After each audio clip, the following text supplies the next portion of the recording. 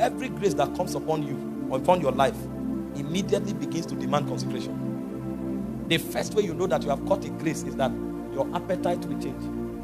That's how graces work. When the grace came upon Samson, the hair grew. Don't cut it. Graces activate appetites and consecrations. So when you begin to notice new appetites, know that a grace have rested. So that's one of the ways to discern a grace.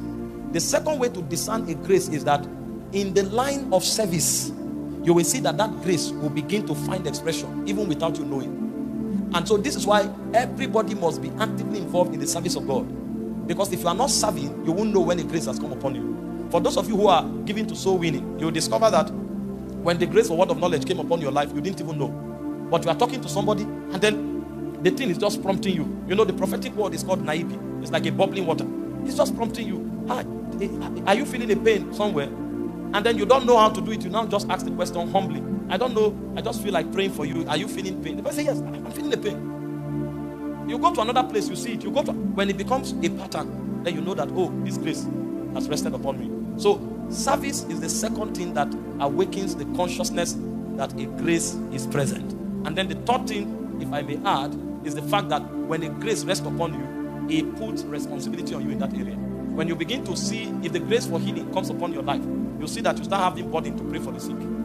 When the grace for soul winning comes upon your life, you'll see that you start having burden for the lost.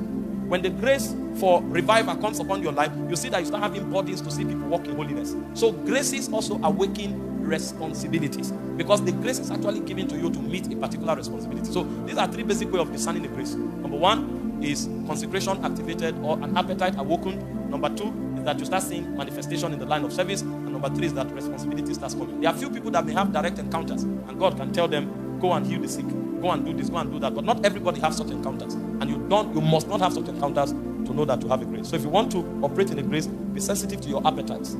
Be sensitive to remain faithful in service, and also be sensitive to discern the kind of burdens and responsibilities that God is putting on your spirit, and you will feel the grace manifest.